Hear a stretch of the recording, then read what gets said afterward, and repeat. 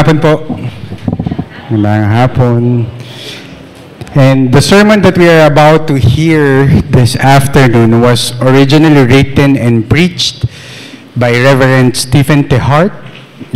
Ito po ay originally na-preach sa Free Reformed Church of Baldivis, Western Australia. And it was preached last September of 2011. Kaya po, today is Lord's Day, pangilan na tayo? Lord's Day 37.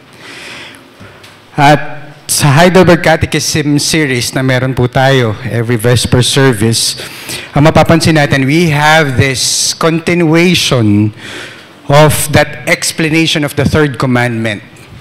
Ang third commandment po na narinig natin even last Lord's Day, it is the third commandment specifically, you shall not take the name of the Lord your God in vain, for the Lord will not hold him guiltless who takes his name in vain. We could still remember that it is Elder J.D. who preached the word or shared the sermon last Lord's Day about this, in which sa Lord's Day 36, tinuturuan po tayo na we must not and we should not take the name of the Lord in vain.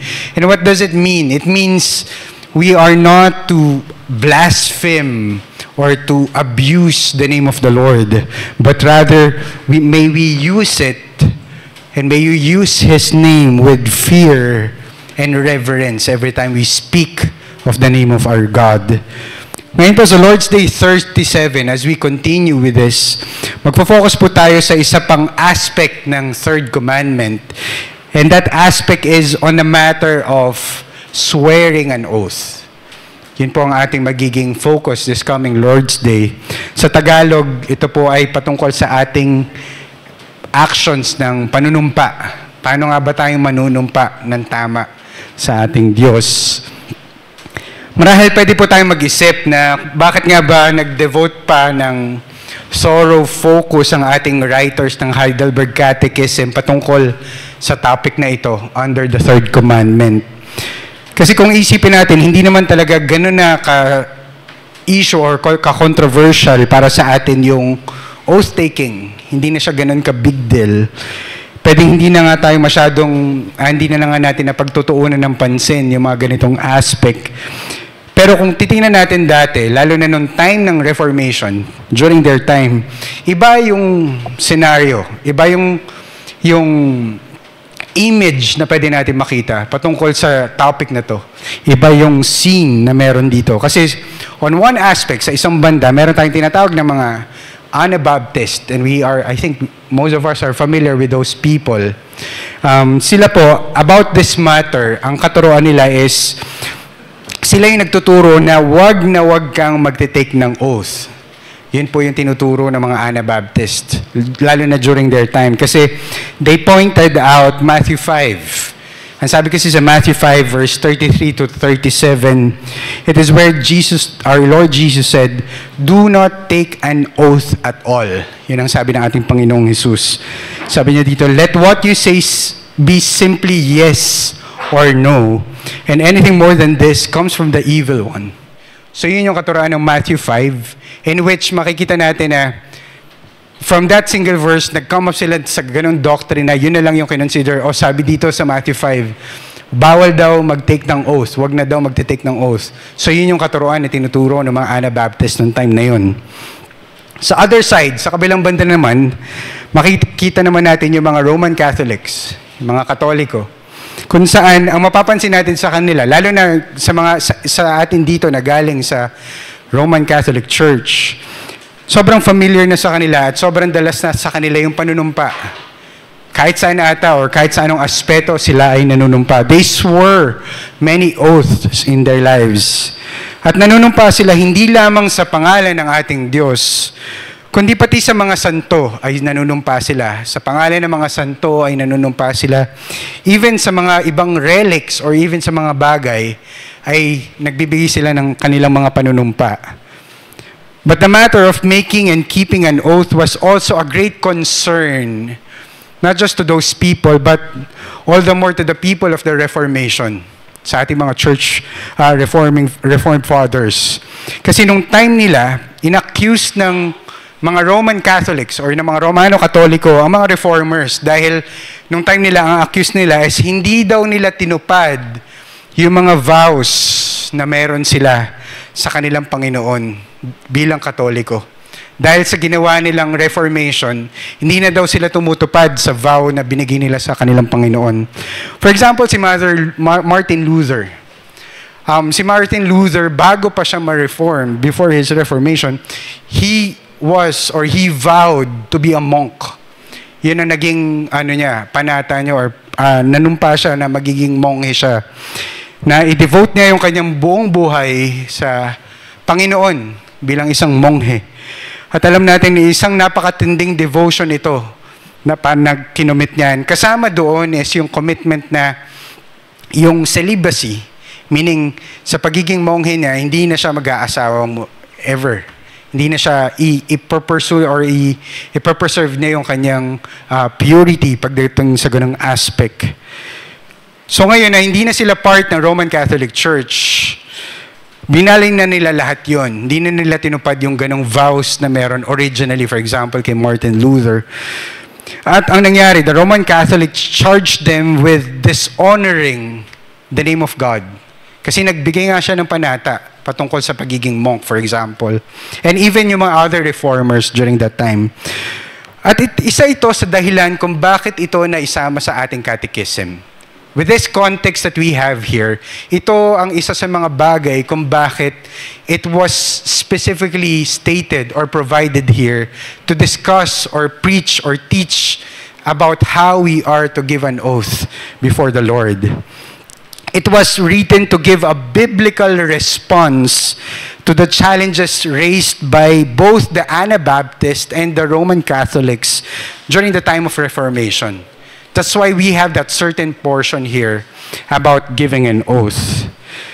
Ngayon, kung titingnan naman natin, yes, we have looked at the time of Reformation. Kung titingnan naman natin sa panahon natin ngayon, halos hindi na naman siya ganun ka big deal. Hindi na naman ganun ka big deal sa atin na makapag-witness ng mga oath-taking na parang normal na siya, part of our lives na yung maka-witness tayo ng mga ganitong bagay. Hindi na siya something na parang very controversial pag nakakita na nag-oath-taking, pag tayo nakakarinig ng mga taong nanunumpa.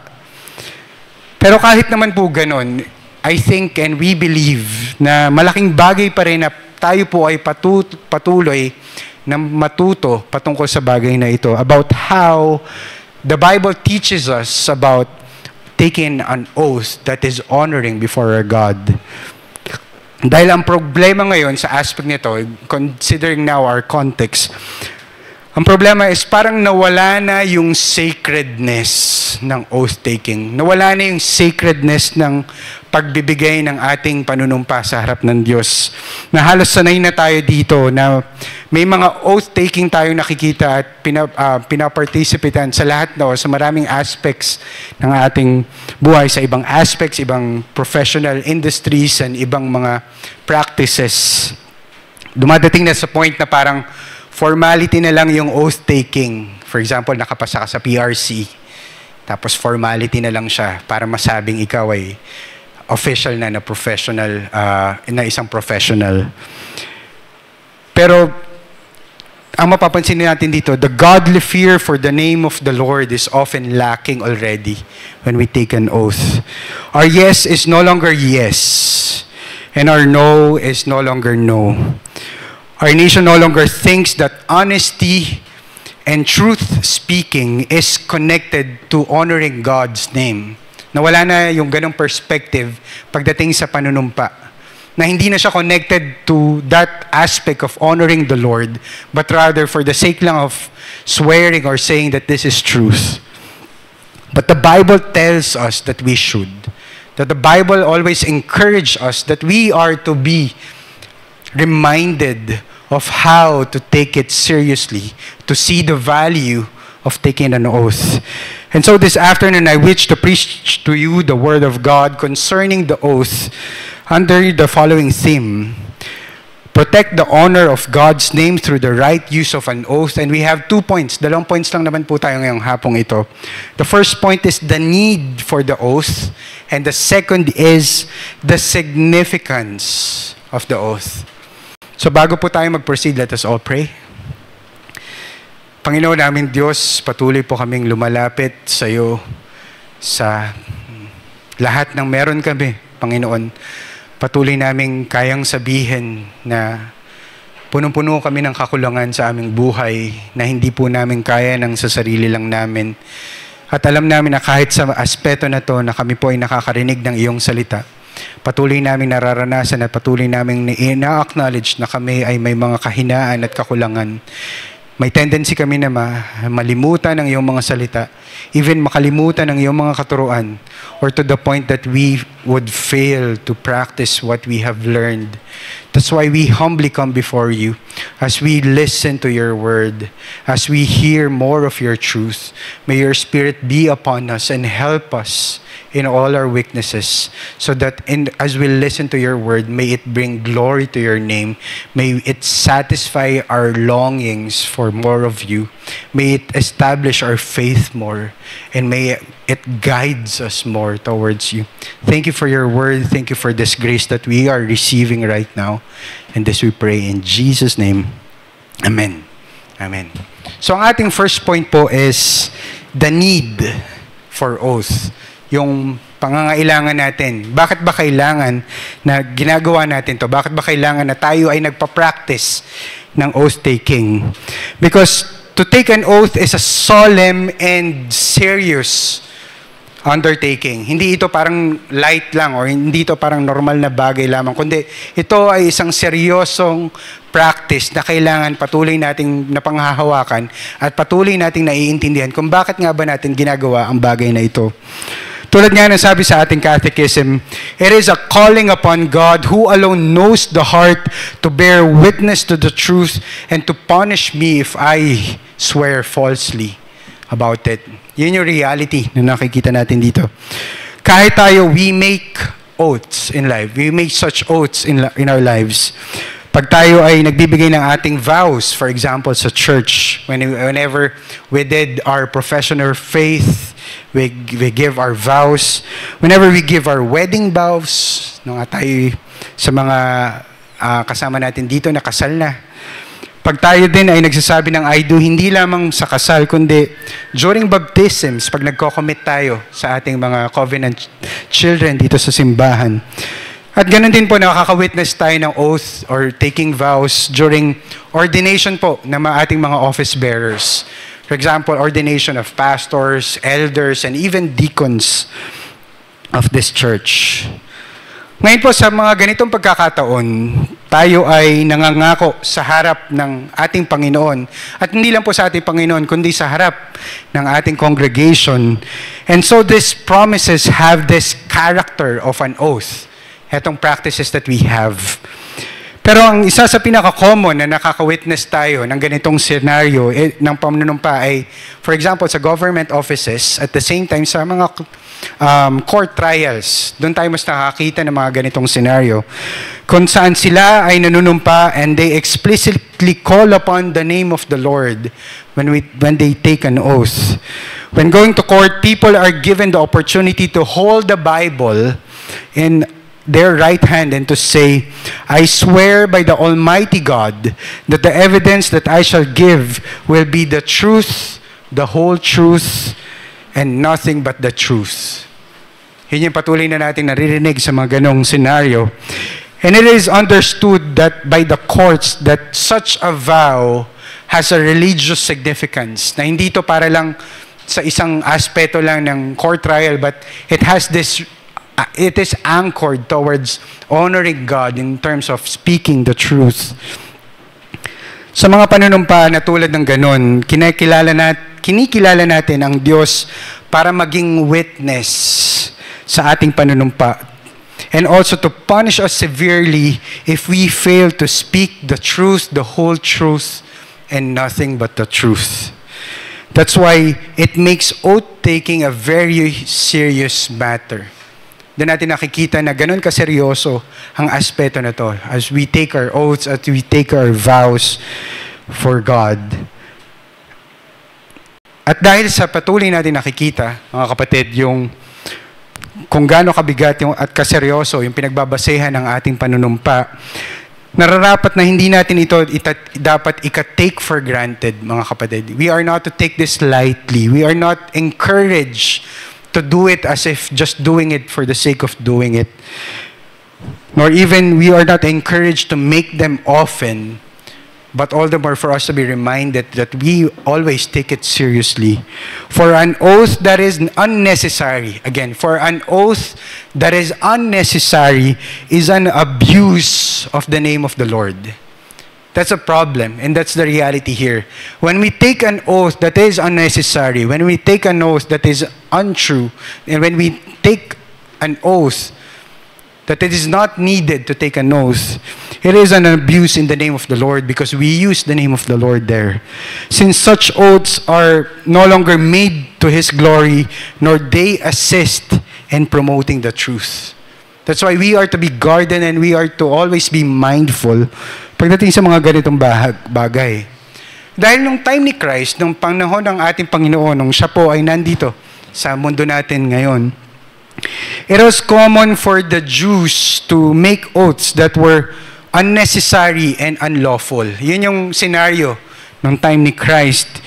Yung mga panunumpa na ginagawa nila ay hindi nila ginagamit, actually hindi nila ginagamit yung pangalan ng ating Diyos dahil matindi yung takot nila sa Diyos at matindi yung respeto na pinapakita nila sa pangalan ng ating Panginoon. Ngunit ang problem is kahit ganun yung pananaw nila in taking an oath, hindi nila ginagamit yung pangalan ng Diyos, they still swear with for anything. They swear by heaven or by earth, or they swear by their nation Jerusalem or on the temple, kung saan-saan at kung ano-anong bagay ang ginagamit nila sa kanilang panunumpa. At sa Matthew 5 verse 36, nanunumpa sila at sa mismong ulo nila. Kung babasahin natin yung Matthew 5, kung saan nandun yung katuruan ng ating Panginoon patungkol sa making an oath. Nanunumpa sila, kung babasahin natin yung 36, nanunumpa sila even sa sarili nilang ulo. Sabi dito, and do not take an oath by your head, for you cannot even make one hair white or black. Ganun sila ka-extreme na even for their sake, they even use their head as a basis of their oath. But the sad reality is this, that these oaths were not made to maintain and promote the truth, nor to honor God's name by doing it. Yun yung problema. They just do it for the sake of their advantages. They take advantage when using it in a lie. They use this when promoting or doing or saying things in a lie, or they take it lightly by simply doing it, they're not taking it seriously. Dahil ang concern nila, ang defense naman nila doon is hindi naman daw sila nanunumpa sa pangalan ng Panginoon. Dumadating sila sa mga pagkakataon na tingin nila, mababaw lang naman yung kanilang panunumpa na ibinitawan. Kaya ang tanaw nila doon, hindi ganun kabigat yung commitment ng kanilang vows. Kaya pwede rin itong baliin, pwede rin itong bawiin, at pwede rin itong hindi sundin. And it was in that context that Christ pointed out that such reasoning is hypocrisy. Pag yun yung reason mo kung bakit ka manunumpa, that's hypocrisy before God. Kaya yun yung context kung bakit niya sinabi yun. Ganun na lang yung sinabi niya sa kanya na since yung panunumpa naman nila ay puro lang naman kasinungalingan at puro lang para sa kanilang pansariling intensyon, na instead of promoting the truth, they promote lies and for the benefit of themselves. Sabi niya sa kanila na wag na lang silang manumpa. Wag na lang kayong manumpa kung ganun lang din naman yung motibo na gagawin nyo sa panunumpa nyo. To drop it all together, not to make a vow at all, and simply let their yes be yes and let their no be no. Wag mo na samahan ng kahit na ano. Huwag ka nang manumpa sa kahit na anong bagay man at kahit na sino man. Just say your yes if it's yes and just say your no if not. That's the context of Matthew 5. Yun yung context ng ating Panginoong Jesus sa bagay na yun. Pero the reality of this is that when our Lord Jesus Christ told the Jews not to swear at all, He was not forbidding the right use of an oath. Hindi naman niya totally pinagbabawalan. Hindi niya totally pinagbabawalan na manumpa sa pangalan ng ating Diyos. Dahil kung i-consider naman natin yung whole of Scripture, kabuuan ng ating Biblia, it consistently commands the right use of an oath. That's what we would see in the Scriptures. Marami tayong mga bagay or marami tayong mga area or mga verses or portions in which ganun yung mababasa natin. For example, in Deuteronomy 10, verse 20, in Deuteronomy chapter 10, verse 20, it was Moses commanding Israel about taking an oath or making a vow. Sabi sa verse 20, "You shall fear the Lord your God. You shall serve Him and hold fast to Him.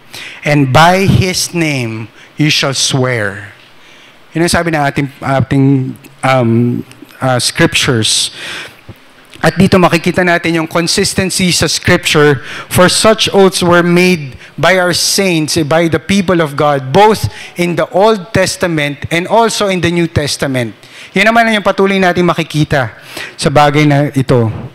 Kaya maganda na tignan natin yung mga verses related to it. So magkakaroon tayo ng parang run-through ng mga scriptural verses or passages or references of how the people of God, how the people within the Scriptures have used and taken oath. For example, punta po tayo sa Genesis 21. Genesis 21 verses 22 to 24. Dito sa Genesis 21, si Abraham yung nagbigay ng kanyang panunumpa. Sabi sa verse 22, "At the time Abimelech and Phicol, the commander of his army, said to Abraham, 'God is with you in all that you do.'" Yan ang sabi kay Abraham. "Now therefore, swear to me here by God that you will not deal falsely with me or with my descendants or with my posterity, but as I have dealt kindly with you, so you will deal with me and with the land where you have sojourned." And Abraham said, "I will swear." Yan yung pag-uusap nila dito na nakita natin na si Abraham mismo ay nangako sa pangalan ng Diyos na iingatan at hindi siya mandadaya kay Abimelech. Sa Genesis 31 verse 51 to 53 naman, furthermore, as we move further, makikita natin dito si Jacob. Si Jacob naman ang nagbigay ng kanyang vow at nanumpa siya sa kanyang biyanang lalaki na si Laban. Sabi dito sa verse 51, "Then Laban said to Jacob, 'See this heap and the pillar which I have set between you and me. This heap is a witness and the pillar is a witness that I will not pass over this heap to you, and you will not pass over this heap and this pillar to me to do harm.'" Yun ang kasunduan nila. "And the God of Abraham and the God of Nahor and the God of their father judge between us." So Jacob swore by the fear of his father Isaac. Yan sabi dito na si Jacob daw, he swore by the fear of his father Isaac. Dito makikita natin, asan yung pangalan ng Diyos dito? Ito yung sa by the fear of his father Isaac. Kasi para mas maintindihan natin yon, it is not in a literal sense that by the fear of his father Isaac, but rather it is reference to God Himself. Pag sinabi niyang it is the fear of his father Isaac. Makikita natin so sa Genesis 31 verse 42, in which ang sabi dito, "If the God of my father, the God of Abraham, and the fear of Isaac had not been on my side, surely now you would have sent me away empty-handed." So ibig sabihin yung fear of Isaac, it pertains to God Himself. Kasi yun yung mga titles or identifiers na patungkol sa ating Diyos. The God of my father, the God of Abraham, and the fear of Isaac. So this taking an oath in the name of the Lord is present in what Jacob did before God and before Laban. And so by means of an oath, Abraham and Jacob made a solemn promise that the word they spoke could be trusted. It establishes, sa panunumpa na binitawan nila, it establishes that foundation na kayang pagkatiwalaan yung mga bagay na sinabi nila sa kanilang mga kausap. Ngayon, meron din namang panunumpa na ginawa sa Joshua, sa book of Joshua, sa Joshua 9, kung saan dumating ang mga Gibeonites kay Joshua sa Israel. Yun yung aspect or scenario na ito. Joshua and the leaders of Israel then swore an oath promising not to harm the Gibeonites. Yun yung context na nangako sila sa harap ng Diyos na hindi nila sasaktan o wala silang gagawin against the Gibeonites. Pero ano nangyari? Kung babasahin natin, ang nangyari is, after nila manumpa sa pangalan ng Diyos, eventually niloko sila ng mga Gibeonites. That's a problem. That's the reality na nangyari doon. Niloko sila ng mga Gibeonites. At ang mapapansin natin dito, doon sa ginawa nila Joshua, masyadong nagmadali sila sa pagdedesisyon na manunumpa sila in the name of the Lord. That's a problem that they experienced there. Pero kahit na nung nalaman nila na sila ay niloko at sila ay napahamak, pinanindigan nila yung kanilang pangako. Ang makikita natin, they upheld their vow rather than dishonor the name of the Lord. That's what happened in Joshua 9. Sabi sa Joshua 9:19, but all the leaders said to all the congregation, we have sworn to them by the Lord, the God of Israel, and now we may not touch them. So kahit na napahamak sila, kahit na may ginawa yung mga Gibeonites against them, nagsabi sila na since nangako tayo sa harap ng Diyos na hindi natin sila kakantiin o wala tayong gagawin sa kanila, we are not to touch them. Another hasty vow was made by Jephthah. Familiar po ba kayo kay Jephthah? Ito po ay makikita natin sa Judges 11, verse 30 to 31. Ang sabi ni Jephthah dito, and Jephthah made a vow to the Lord and said, if you will give the Ammonites into my hand, then whatever comes out from the doors of my house to meet me when I return in peace from the Ammonites shall be the Lord's, and I will offer it up as a burnt offering. Yun ang sabi ni Jephthah sa ating Diyos. Ang sabi niya, pag ipinagkaloob ng Diyos na manalo sila sa gera against Ammonites, pag ipinagkaloob ng Panginoon yung victory kay Jephthah against the Ammonites, ang sabi niya, kung ano man daw yung unang lalabas sa kanilang bahay, sa pinto ng kanyang bahay, sa kanyang pag-uwi, gagawin niya daw po itong burnt offering. Yun yung vow o panunumpa na binigay ni Jephthah. Kaso ang nakakalungkot, ito yung scenario na nangyari. Nung nangyari ang lahat, nakita natin na nanalo nga sila against the Ammonites. They won against the Ammonites. Ngayon, pag uwi ni Jephthah, pagkita niya sa bahay, pagdating niya sa bahay, hindi kung anong hayop ang lumabas sa kanyang bahay na sumalubong sa kanya, kundi ang kanyang anak na babae. It was not something, it was not an animal, but rather, ang na-witness niya pagdating niya sa kanyang bahay, ang sumalubong sa kanya ay kanyang mismong anak.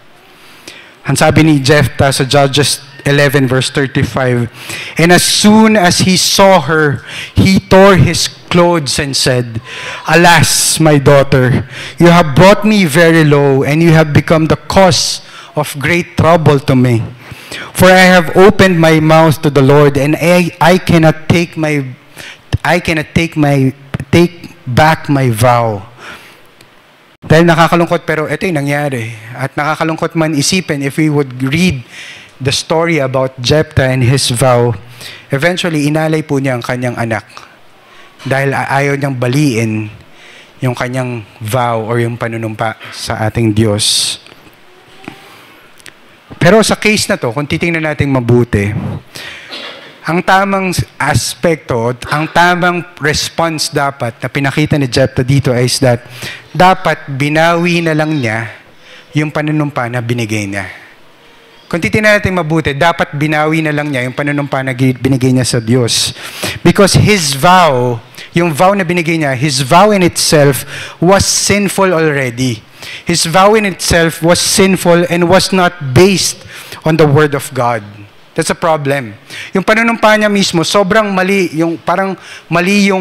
sobrang walang kaingat-ingat sa binitawan niyang salita. Hindi man lang niya inisip yung mga bagay na pwedeng mangyari bago pa siya nakapagsambit ng ganung panunumpa sa Diyos. Hindi man lang niya naisip na totoo, pwedeng baka anak nga niya yung sumalubong o baka asawa niya or isang part ng pamilya niya yung lumabas at yun ang gagawin ng burnt offering. And dito makikita natin that the vow itself is already sinful and it was already wrong. It's self-centered and self-expressed, not something that is according to the Word of God. Doon pa lamang sa ginawa niyang vow, hindi na natuwa ang ating Diyos. Tapos hindi lang siya nanumpa ng mali. Hindi lang yung panunumpa niya yung mali. Pinanindigan pa niya yung maling panunumpa na ginawa niya. And that's a problem. Nakakalungkot kasi dinagdagan pa niya ng isa pang kasalanan ginawa niya. Kasalanan na nga yung maling panunumpa na ginawa niya. Kasalanan pa rin yung paninindigan niya na patayin yung sarili niyang anak for the sake of fulfilling that word that he have said. This, my friends, is an example of an oath that should not have been made firstly, and secondly, should not have kept in the first place. Ito yung example ng mga ganong aspects in terms of creating or doing or saying a vow that is not proper, that is sinful, and that is not God-glorifying. Now, another vow in the Old Testament was made in Judges. Tapos ito naman, this is a right kind of vow given by a person. This is a proper one. Sa Ruth, chapter 3, verse 13. And I think we are familiar with this. It is the vow made by Boaz kay Ruth. Sabi ni Boaz dito, sa Ruth 3 verse 13, "Remain tonight, and in the morning, if he will redeem you, good, let him do it. But if he is not willing to redeem you, then as the Lord lives," he has given his vow before our God, "as the Lord lives, I will redeem you. Lie down until the morning." Kasi dito nananalangin si Ruth kung sino ang pwedeng maging tumayo para maging kinsman redeemer para sa kanya. Among sa mga kapatid ng kanyang namatay na asawa, sino ang sasalo sa kanya at magiging asawa siya. Tapos dito, nung nalaman niya at nangyari yun, pinanindigan ni Boaz yung kanyang pangako kay Ruth na siya nga ang tumayong kinsman redeemer para kay Ruth. And this is one promise that is honorable, and that is God glorifying. Even sa book of Samuel, marami rin tayong vows na makikita. For example, in Samuel 24 verse 21 to 22, it says here, "Swear to me therefore by the Lord that you will not cut off my offspring after me, and that you will not destroy my name out of my father's house." This is King Saul speaking before David. And sabi sa verse 22, "And David swore this to Saul. And then Saul went home, but David and his men went up to the stronghold." At yun yung sinabi niya dito. At marami-rami pa rin sa Old Testament. For example, David made an oath to Bathsheba. Nangako siya na si Solomon ang magiging susunod na hari. At makikita natin yun sa 1 Kings chapter 1, 29 to 30. Or even yung oath na binigay ni Prophet Elijah kay Obadiah sa 1 Kings 18 verse 15. So we could see here a lot of scenarios, a lot of aspects wherein they swore before the name of God. At meron din namang oaths or vows na binigay or nakita natin sa New Testament. For example, yung nabasa natin kanina sa 2 Corinthians chapter 1 verse 23. It says here, "But I call to God to witness against me." This is Paul speaking here. "But I call to God to witness against me. It was to spare you that I refrained from coming again to Corinth." Ito yung context nito is pinatutunayan niya in front of the Lord na it was the will of God na hindi siya makapunta muna sa Corinth. Dito, very critical yung oath na ginawa ni Paul. Dahil sa situation na to, natetest na rin kasi yung credibility and yung authority na meron siya bilang apostle. People were saying that although Paul said yes, yes, he did not do the yes of his word and could not be trusted dahil hindi na nga daw siya makakabalik sa Corinth. But Paul insisted that just as God is faithful, so his word also could be trusted. Sabi sa verse 18, as surely as God is faithful, our word to you has not been yes and no. Because Paul's honesty here is being challenged. It was therefore necessary for the honor of God's name that he swear an oath by calling God to be his witness sa kanyang mga sinasabi sa Corinthians. Another oath in the New Testament can be found in Romans 1 verse 9 to 10. Sabi dito, for God is my witness, whom I serve with my spirit in the gospel of his Son, that without ceasing I mention you, always in my prayers, asking that somehow, by God's will, I may now at least succeed in coming to you. It is also Paul speaking to the Romans. At even dito, among the New Testament text, kahit ang ating Panginoong Jesus ay nagbigay din ng kanyang pangako. At maalala natin siya na nagbitaw din ng kanyang salita nung siya ay hinuli at malapit ng ipapako sa krus. Makikita natin to sa Matthew 26 verse 63 to 64. It says here, but Jesus remained silent, and the high priest said to him, I adjure you by the living God. Inahamon na siya na manumpa sa harap ng Diyos. I adjure you by the living God, tell us if you are the Christ, the Son of God. And Jesus said to him, you have said so. But I tell you, from now on, you will see the Son of Man seated at the right hand of the power and coming on the clouds of heaven. And that's the answer of Jesus Christ before the high priest. Dito, ang makikita natin ay ang ating Panginoon mismo ang nanumpa sa pangalan ng ating Diyos Ama. At sinabi niya ito sa harap ng high priest. At hindi lang sa harap ng high priest, kundi sa buong mundo, sa mundo, na siya ang Kristo, ang anak ng Diyos. This is the oath, this is the testament that He has given here. At dahil sa sinabi niyang yon, nung time na yon, kinasuhan siya ng blasphemy ng mga ito. At sa nagawa niya, dapat siyang ipapatay dahil sa nakomit niya. As how they have heard it. But he was right to speak that oath that time. It was proper to speak the truth that time. For in this way, he maintained and promoted faithfulness and truth to the glory of God. It would be improper for God to deny what was being asked by the high priest, but instead he promoted the truth all the more by swearing before God that he is the Son of God. It is so that he is the Son of Man. Under the oath, Jesus declared who he really is. And so we can be absolutely certain that it was true because Christ said it. Because he was the Son of God and he was crucified for our sins, and that salvation can be found in his name and no one else. And there we have, my friends, the need for oath. Dito na natin nakikita kung ano yung importansya ng panunumpa sa harap ng Diyos. Yes, there is a negative aspect for it, but there is also a positive aspect when taking an oath. In a sense, we always speak under an oath. For every word we speak is spoken before our God. But the oath is still needed so that we might declare with certainty the things that are true. Sa panahon natin ngayon, sa mundong pinaggagalawan natin ngayon, na punong-puno ng kasalanan, punong-puno ng selfishness at kahinaan, nakakalungkot kasi patuloy na lumalabnaw ang katotohanan sa paligid natin, mga kapatid. Palabnaw na ng palabnaw yung reference or idea of truth. May mga taong nagtatanong na kung what is really is true. What is truth? At yung iba nagsasabi na that the truth is relative. Wala nang absolute truth. May sarili-sarili ng perspective of what is true.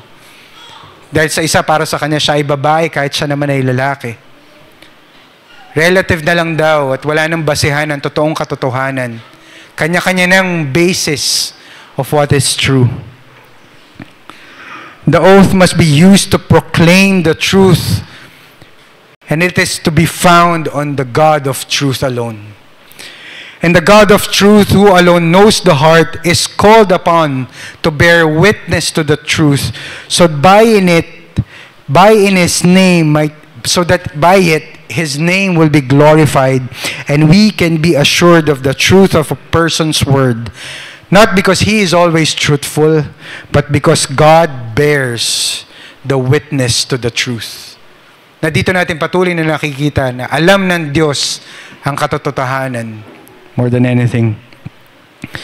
Kaya po, wag nating kalimutan na isa pa din itong napakalaking privilege para sa atin, na pwede tayong manumpa para sa katotohanan. Kung isipin lang natin ang ating mga kasalanan, ang ating mga kahinaan, yung kakulangan natin sa conviction sa kung ano nga ba ang katotohanan, makikita natin na ang assurance ng ating Panginoon ay nasa Kanyang pangalan, hindi sa ating mga sarili, mga kapatid. To confirm the truth in His Word, not relative to our own perspectives, not something or not related to our own preferences of what is true, but only from the truth that can be found in His Word. And in His mercy, the Lord does not only command us to use His name when making a lawful oath, but to maintain and promote the truth, because He has done the same. He gives to us the promise of the covenant under the oath as well. Yung nabasa natin sa Hebrews chapter 6, verse 13 to 18. It says here, "For when God made a promise to Abraham, since he had no one greater by whom to swear, he swore by himself, saying, 'Surely I will bless you and multiply you.' And thus Abraham, having patiently waited, obtained the promise given by our God. For the people swear by something greater than themselves, and in all their disputes an oath is final for confirmation. So when God desired to show more convincingly to the heirs of the promise the unchangeable character of His person, of His purpose, He guaranteed it with an oath, so that by two unchangeable things in which it is impossible for God to lie, we who have fled for refuge might have strong encouragement to hold fast to the hope set before us." The promise of God that we have received is something that we all should always hold on, because that is true. The oath is needed so that we might be convinced of what is true, for the glory of God and for the good of man. And as we proceed to our second point, the significance of the oath. Bakit nga ba importante? Ano nga ba yung importance ng paggawa nito? The significance of the oath is, as the Catechism says, that through it, fidelity and truth can be maintained and promoted to God's glory and our neighbor's good. That's the purpose of saying an oath. Ngayon, ang tanong, paano nga ba makakabuti sa atin, sa mga tao sa paligid natin, yung pagbibigay ng oath? And it is for His honor and reputation. And kung titignan natin mabuti sa ating series ng Heidelberg Catechism, mas may explain pa to pag dumating tayo sa Lord's Day 43. Kasi sa Lord's Day 43, doon na yung pag-aaralan natin yung 9th commandment. Specifically, you shall not bear false witness against your neighbor. So we will talk about it more on that aspect. Pero ang tanong is, paano nga ba nakakapagbigay ng glory sa ating Panginoon pag tayo ay nanunumpa para sa katotohanan? Ano ba yung glory na kaya nating ibigay? Or ano ba yung glory na napapakita natin o nabibigay natin whenever we give an oath towards something that is true? Yung nabasa natin kanina, Deuteronomy 10:20, it says here, and let me reread it. "You shall fear the Lord your God, you shall serve Him and hold fast to Him, and by His name you shall swear." Yung command na maglingkod sa ating Diyos at manumpa sa Kanyang pangalan ay hindi lang natin dito makikita sa Deuteronomy 10. Makikita rin natin siya sa Deuteronomy 6 verse 13, in which it says here, "It is the Lord your God you shall fear. Him you shall serve, and by His name you shall swear." It simply means that taking the name of the Lord on our lips in the form of an oath, therefore, is an expression of our worship and our relationship to our God. It is because the Lord has redeemed us to be His people. That's why we could swear on His name. Is that we are to fear the Lord, not to take advantage of Him, not to take Him lightly, but to fear Him with reverence and trembling, to walk in His ways and to love Him and to serve Him with all our heart and our soul. And this also explains why it is grievous sin. It is a grievous sin to swear by any other name other than the name of the one true God. Dito rin natin makikita kung gaano katinding kasalanan pag nanunumpa ka sa hindi na maliban sa ating Panginoon. For in swearing an oath and calling the Lord as witness to the truth of what we say, we declare Him to be the one who both own us and know us. Yun yung ibig sabihin pag tayo nanunumpa sa pangalan ng Panginoon. We declare that we are His. And He knows us even in our hearts. He alone knows our hearts and He alone is the judge of our souls. Kaya tanging ang Diyos lamang ang karapat dapat nating tawagin pag tayo ay nanunumpa para sa katotohanan at wala ng iba. Dahil kung tayo ay manunumpa sa pangalan ng ibang tao, kung tayo ay manunumpa sa isang santo, o tayo manunumpa sa isang bagay o isang relic, it is a denial of our great God if we would do that. The one who is mighty and awesome and true. It is a denial of Him. And in addition to this, taking the name of the Lord on our lips is a form of an oath. It's not just a testimony to the truthfulness of what we say. Hindi lang ito sa pagte-testify natin na totoo yung ating sasabihin, but rather, it is also a testimony to the truth of the Word of God. We are also testifying the credibility of the truth of His Word. Kaya nga pag nakikita natin yung mga nanunumpa sa korte, for example, na itinutuon nila yung kanilang kamay sa Biblia, doon natin nakikita na tumitistigo sila sa katotohanan na nanggagaling sa salita ng Diyos. This also demonstrates the other aspect of it, the negative aspects of it. And that is the sin of lying when giving something or saying something under an oath. That's a negative aspect of this perspective or this truth. Because we invoke the name of the Lord when we swear an oath. Binibitawan natin ang salita ng Diyos at tinatawag natin ang ating Diyos pag tayo'y nanunumpa. So, ibig sabihin, the sin of perjury is not just a sin against man in the first place, but it is a sin primarily against God. Because we call upon the name of the Lord as we give an oath. Then, pag tayo ay magsisinungaling sa vow na bibigkasin natin, sa oath na sasabihin natin, we are sinning against the Lord. Pag tayo ay nanunumpa sa pangalan ng ating Panginoon, pero kasinungalingan ang ating sasabihin, we attempt to rob God of His honor and in His truth. The sin of lying under oath defiles the most holy name of God, for it caused the God of truth to bear witness to a lie. And that's the reality. Ganun kabigat yun, mga kapatid. Natatawagin natin ang pangalan ng ating Diyos para mag-witness siya sa ating kamalian o sa ating kasinungalingan.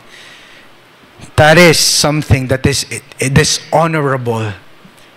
And we would take His name in vain if we do that. But when we speak the truth in the name of the Lord, then His name is glorified.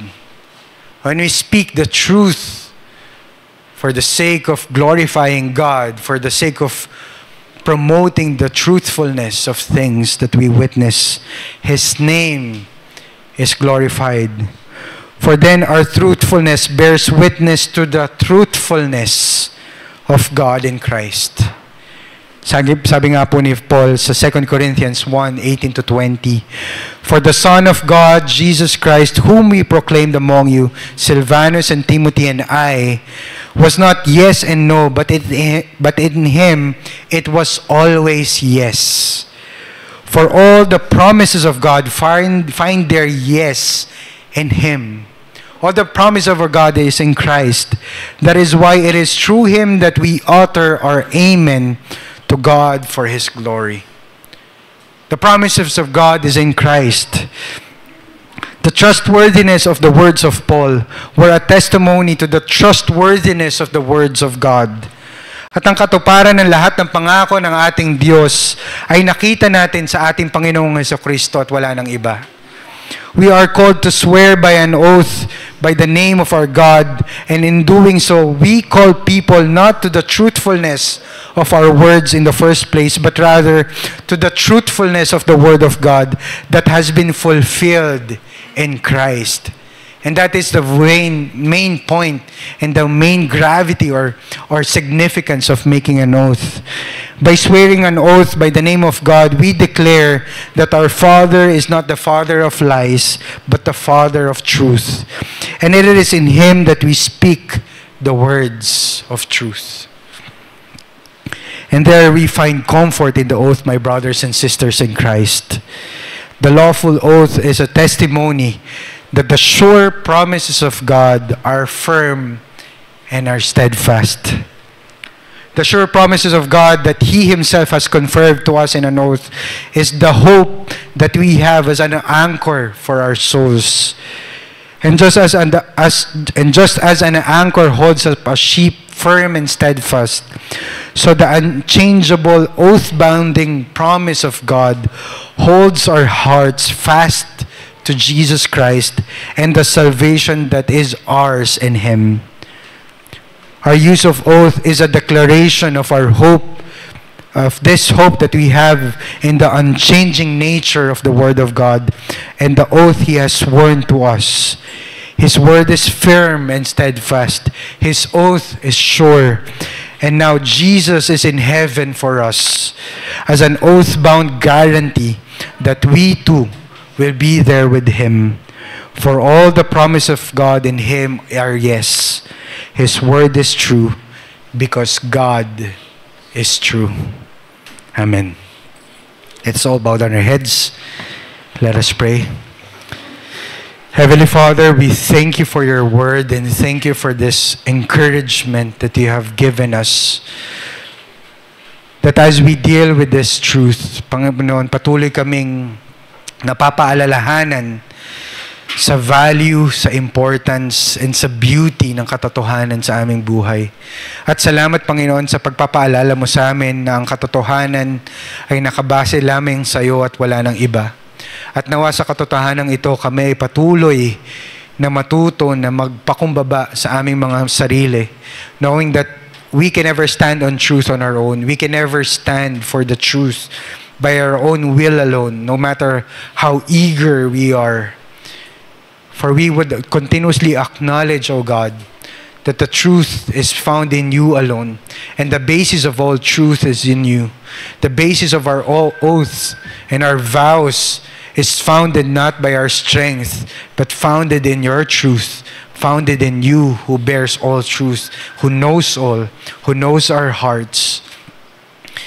That's why we come before you, O Lord, and forgive us if we have said things that are wrong, if we have promised things in your name that we were not able to fulfill, if we have given vows that we were not able to accomplish. May you cause us, O Lord, to be dependent on you, on trusting you, and always desire to promote truth and to really witness, Panginoon, na walang ibang pangako, Panginoon, na kaming kaya naming panghawakan, kundi pangako na nanggagaling lamang sa iyo, O Diyos. Kahit na meron kaming mga challenges, O Lord, sa aming buhay, maraming mga tao ang nagbigay ng mga pangako sa amin na napako. Maraming mga bagay na nakasakit sa amin dahil sa pangakong hindi natupad, sa mga salitang hindi naman nangyari, at sa mga sinungalingan na pinaniwalaan namin sa aming buhay. Pero patuloy mo kaming bigyan ng kalakasan, O Diyos. Patuloy mo kami bigyan ng pag-asa, O Diyos. Patuloy mo kaming ingatan na huwag matakot, kundi patuloy na magtiwala, na alam namin na despite all the weaknesses and all the sinful tendencies around us, we would still have that firmness of the promise that is found in you, O Lord. May we continue to trust you and we continue to hold on to your promises. Dahil yun lang kaya namin panghawakan sa aming buhay hanggang sa kami ay tawagin mo muli. Hanggang sa huli, Panginoon, patuloy kaming maniniwala at patuloy namin panghahawakan that you will fulfill your promise that you have said to us that you will come back. And with that, O Lord, always give us hope no matter what happens in our lives. And even yung sa kalagitnaan ng mga discouragements na nakikita namin sa mundong ito, no matter how dark this world is already, we will continuously have that hope that you will come and you will redeem your people and you will reclaim this land and you will create a new heaven and new earth and you will judge people rightly and you will avenge your people and we will trust you. We thank you for everything, O Lord, and may we continue to be humble in speaking your word. And this we pray in Jesus' name. Amen. Amen.